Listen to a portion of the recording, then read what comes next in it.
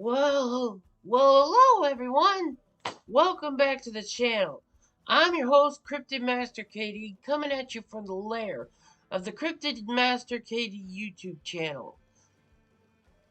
In our last video, we did an epic story about the legend of the Swamp Stalker of Boggy Creek. In this video, this was a requested video, and as we say on the channel, you ask and you shall receive. In today's video, we will be discussing one of the most terrifying creatures in cryptozoology, the legend of the Michigan dogman. But before we get out into the stories and all that, please, if you're new to the channel, please like, comment, subscribe, help hit that little notification bell. If you enjoy the content, please share with your friends. Let's help this channel grow.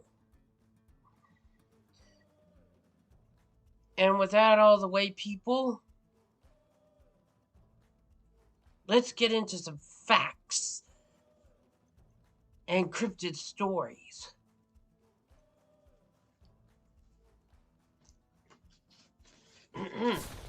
The legend of the Michigan dogman dates back to 1887 when it was first sighted. Lumberjacks in Wexford County, Michigan, they were described the creature as 7 to 8 feet tall.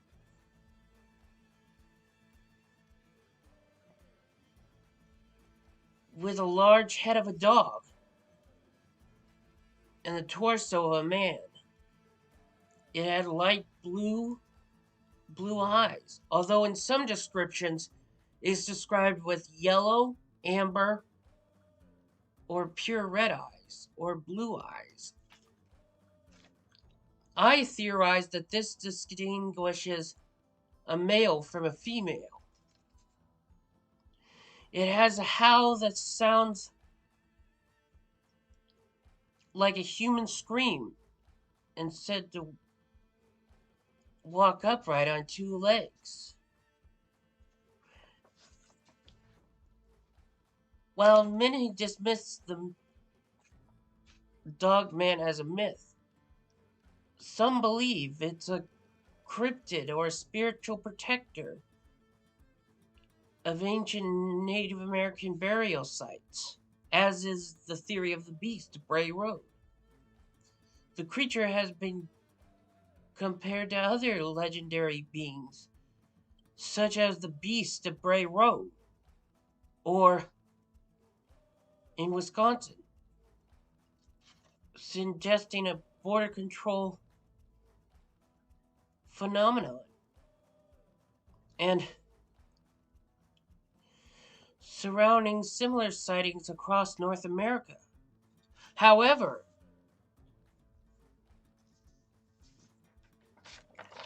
this is a good illustration of the dogman of Michigan. As you can see, it's exactly as described. And while sightings of this creature may be sound impossible, yet they are not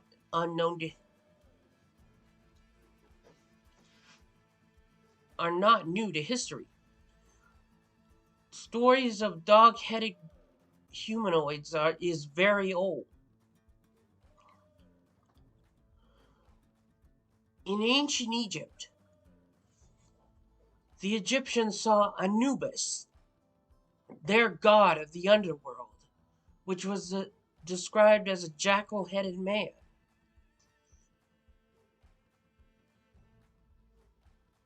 In other tales, like the stories of Gilgamesh, describe wild men with animal-like features.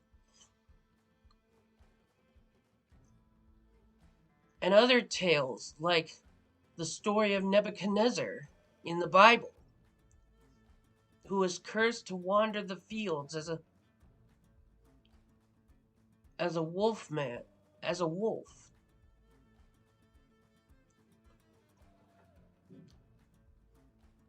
He was cursed to do so. And also, in Northern Europe, pagan warriors dressed in wolf hides to channel the spirit of these deadly creatures. But one of the most oldest stories regarding a wolf-man hybrid is in the story of King Lycaon, said to be the first wolf creature in history. The name lycanthrope comes from that cruel king called Lycaon, who tested the wrath of the god Zeus by slaughtering children. Zeus, offended by this behavior, turned Lycaon into a wolf. Their eerie howls could be heard throughout the night as they hunted their human victims.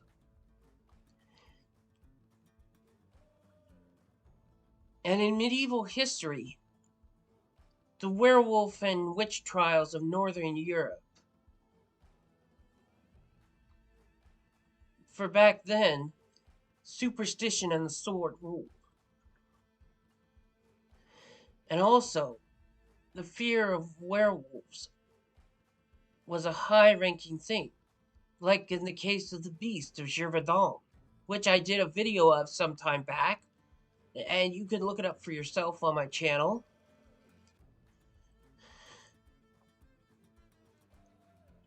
And the story of Peter Stubb, who was said to be the most... It was said that he made a deal with the devil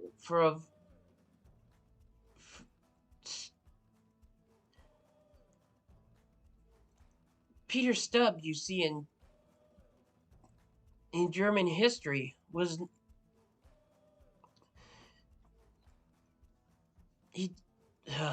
Sorry. I think I smoked too much. Peter Stubb believed he was a wolf. There's no doubt about that. Peter Stubb of Bedburg, Germany, described himself as an insatiable bloodsucker. Under torture, he admitted of killing 6 men, 6 children, 2 pregnant women, and the pregnant women's fetuses.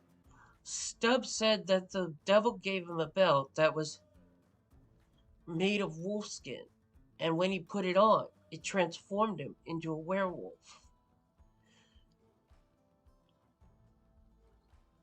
In other cultures, like in the Native American folk tales, the story of dogman-like humanoids is very interesting, such in the legend of skinwalkers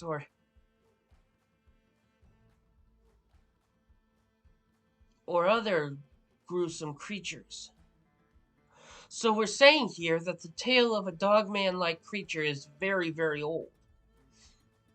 And you can look this up throughout history.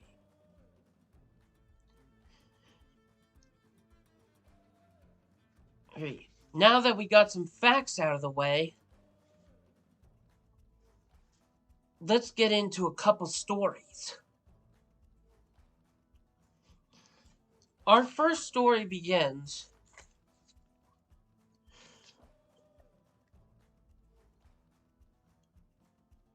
in recent times about our story today is from a recent times encounter about a 59-year-old truck driver named Joe Barger, an Army veteran,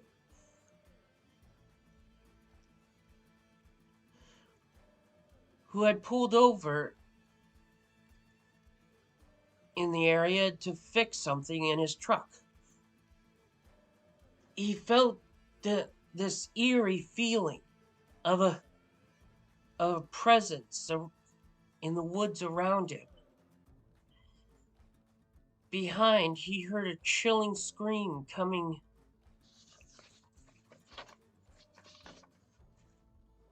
up from behind him. From the trees. Hurriedly, he fixed the part, jumped into his truck, and started to speed off. And yet there it was, standing there, blue-eyed creature with the snarling face and the body of a wolf-like man. Joe had heard the legends of the dogman.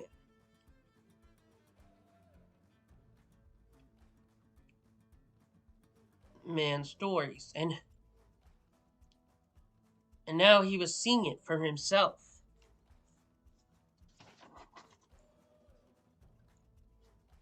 He hightailed it out of there as fast as he could, hoping it would be the end of the encounter, but it wasn't. The plan for the dogman, the creature followed alongside the truck, keeping up pace with his 30 miles per hour speed. Then it happened. With the truck still moving, he lunged at the truck. The dogman lunged at the truck and clawed it at the window as if to try and open the door. Even trying to work the handle as if trying to open the door. Displaying his terrifying snarls and teeth with the window shattered, Joe was able to shoot the creature, narrowly escaping, but living to tell the tale of the Michigan dogman. Fact or fiction? I'll hear your thoughts on that.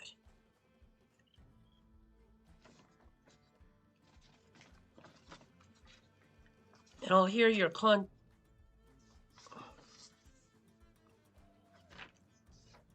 This is one of many sightings, including the legend of the beast.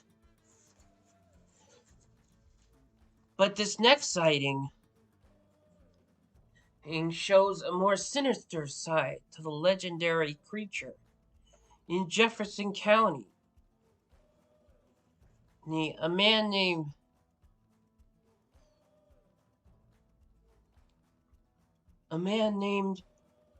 Joe Shackleman called one of the reporters, Linda Godfrey, who was a reporter at the time and was even the author of The Beast of Bray Road, one of the most infamous cryptids, an area where most sightings are occurring. His father, Mark Shackleman, said that he saw the creature in 1936. His story recalls a more sinister presence of the beast, known as Dogman.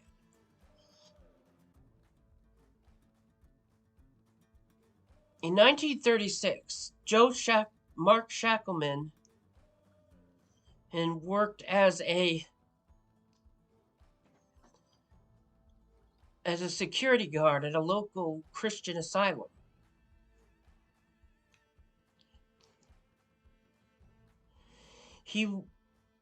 His job was to go around the area and shine a huge flashlight as a security guard. Now the asylum was built next to a Native American burial ground, which is, that's the most shittiest place you can ever put something like that. You're bound for trouble.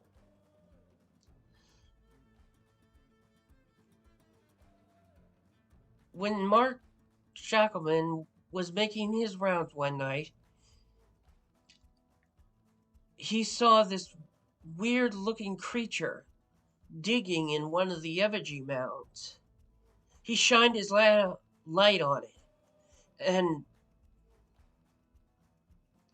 it surprised him, and the creature was surprised and ran off on two legs.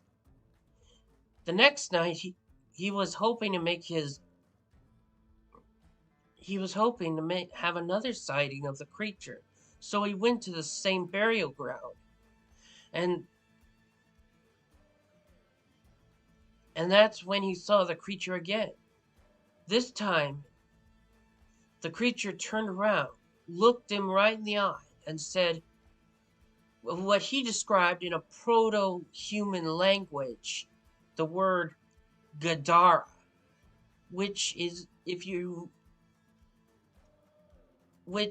comes from the word Gadara.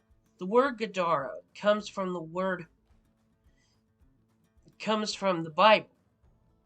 If you research the New Testament, you'll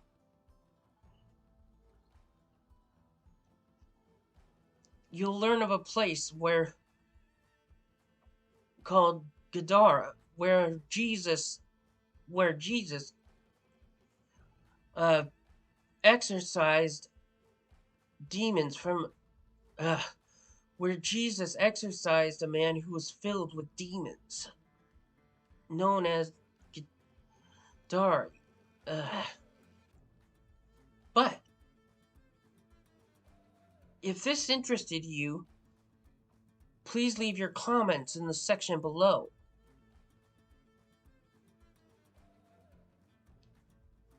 Oh, is the dogman some sort of guardian of ancient burial sites? Or a creature from another world entirely?